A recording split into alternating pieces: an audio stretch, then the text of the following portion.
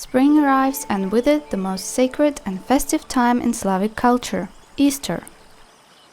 A time when old rituals meet the new world and kitchens come alive with the smells of tradition. Today I will guide you through our Easter preparations and traditional celebrations.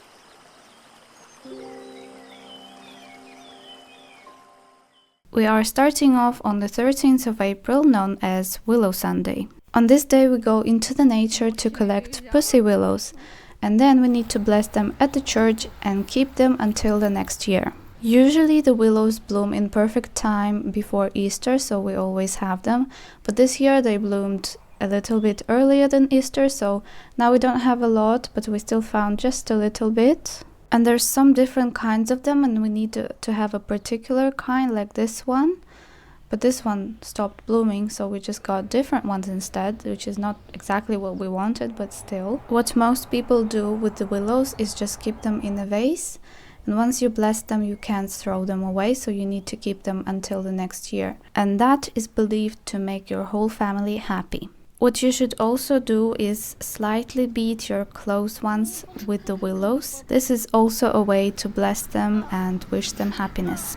These willows usually grow everywhere, mainly around waters or in the forest, so they're not so hard to find, and everyone can have them for Easter. A fun fact, we call these kotiki, which means kitties in Russian, because they are fluffy like kitties.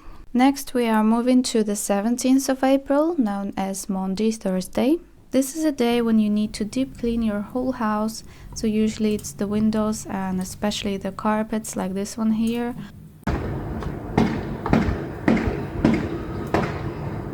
This was going on for 3 days every morning, so I couldn't sleep, but people are beating their carpets. This is a normal practice here. We usually do this on big holidays like Easter or New Year's Eve. I personally didn't clean anything, so that's not good for me, but it is what it is.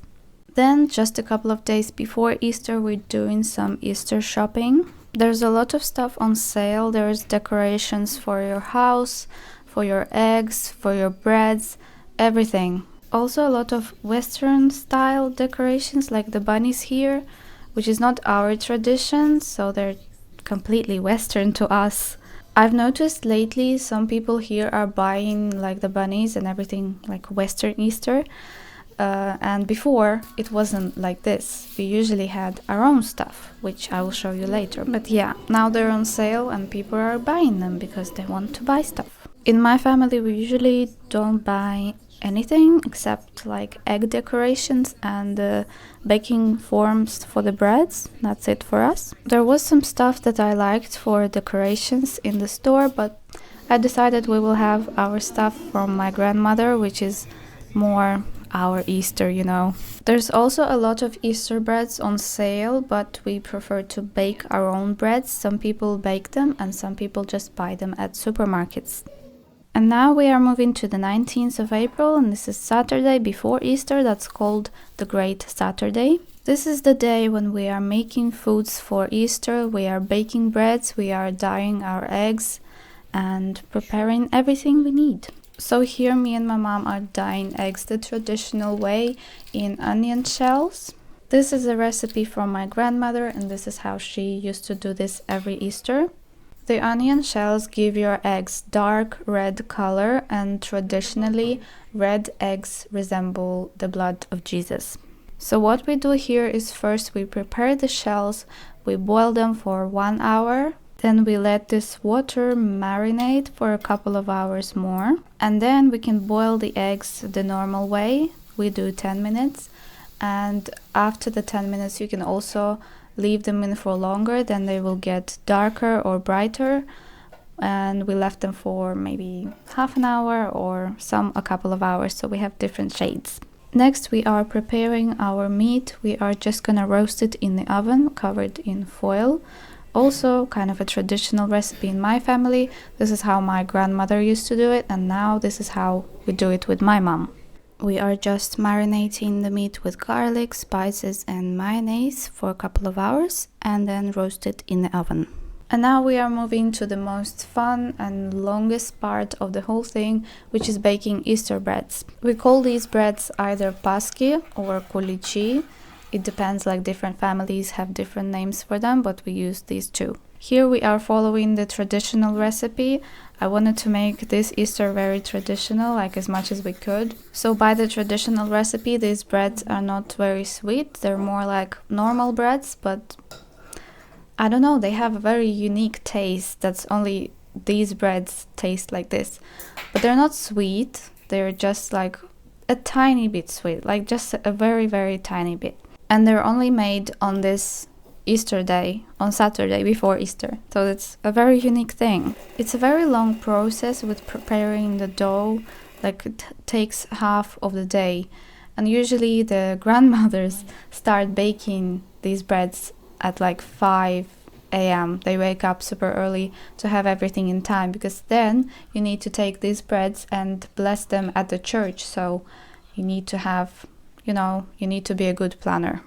While you're baking your Easter breads, there are some weird things you need to keep in mind. Like, for example, you need to have the doors closed because it needs to be warm. And then you also cannot scream, cannot make loud noises. You need to be as quiet as a mouse to make the perfect breads, because if you make noise or if you keep your door open, then the dough will not rise and then your breads will not be good. So my mom made sure to tell me this every 5 seconds, because everything needs to be done as it should be done.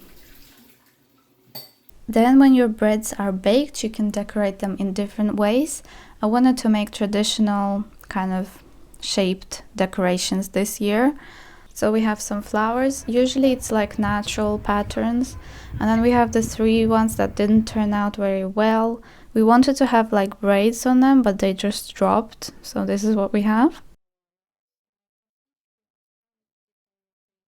And this is our eggs after a couple of hours. They're pretty dark, but I think they turned out nice. Then I wanted to decorate more eggs, so I just took these plastic wraps. These are just thermal wraps, so you need to dip it in boiling water and it takes the shape of the egg, and then it's covered and sits nice. These are very traditional wraps. We have like church symbols and patterns, and the XB means Christos Voskres, which is Jesus risen. This is the phrase that we say on Easter Day. We say it instead of hello, and we also say it like celebrating the rise of Jesus. And we also bought some stickers, so I'm also putting some stickers on our eggs. Again, natural colors. And now when all our food is done and ready to go, we are putting it in a basket, and we need to take this basket to the church to bless everything that we made for Easter. In my hometown, as well as most of Belarus, a lot of people go to church on Easter, even if we don't. Like, my family isn't very religious, but we like to follow these traditions with going to the church on Easter and blessing our food, and then, it's kind of like a uniting feeling. Here we are going to our little neighborhood church. It's one of the churches in my hometown, and it's not so many people here, and also like you just come, bless your food, and then you can go back home again. So people are constantly coming and going, so there's no crowd, which is nice. So, and everyone can have the blessing, so that's very nice. And the blessing is the fun part. So we have the priest that just sprinkles the holy water over your food and also all over you and your face, so you walk out covered in holy water, so now you're blessed. Some people are also staying in the church from evening until the next morning, praying all night. This is also like a Easter church service, so you need to spend the whole night in the church and then you come home and then you can start eating your food. Because this whole time before Easter it was a very long Lent. And now we are finally moving to the Easter day, which is the 20th of April this year, the same as Catholic Easter. And we are starting our day with eating the foods. The first thing you need to eat on Easter is the blessed egg, and then the bread, and then the meat and everything else you have. We are also playing this game with the eggs called bitki. So you just beat the eggs and then the person whose egg is crashed is the one that lost the game, and then the winner can take the crashed egg and eat it together with his own egg that won the battle. The must-haves for Easter table are, of course, the eggs, the breads, the meats and horseradish with meats, and also sometimes vegetables. So it's a very simple table, but we have all the essentials. So this is what we do for every Easter and on Easter only. The breads actually turned out very, very delicious. They don't look very good, but the taste is great.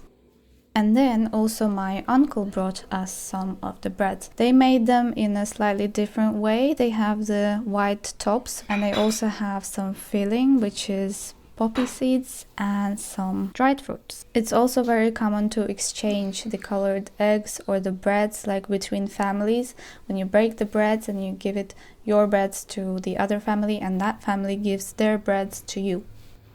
Then later in the day we've decided to have a little Easter picnic in the nature. The weather was great and everything was nice, so we went to like kind of a river place. We found a beautiful place by the water in my hometown, and then we have the same food that we ate for breakfast, because this is the food that you eat the whole day and it doesn't annoy you until the next day. So Пасочка в честь праздника. Яички тоже. Что я шею? Мясце запечённое, печи. Огурки. And again, each time you eat your food, you need to play bitki. В бок. Жопами бей. Я бью. It's very beautiful weather, and it's the nicest season when the nature is coming back to life and everything is blooming and everything is flowers and everything is warm and sunny. So it's a perfect day to be outside. I think that April to May is the best kind of season. This is also when we have a lot of holidays here in Belarus, so it's very nice when we can just go into the nature. We also do a lot of barbecues in this season and everything with Easter. It's just very nice times. One of the next holidays for us is Radunica, 9 days after Easter, which is a kind of a part of Easter. So I will make a separate video about this and link it somewhere here. And now our Easter day comes to an end and we're going back home to our cats. So let me know in the comments about your Easter experiences. Leave a like, subscribe, and I will see you in the Radunica video.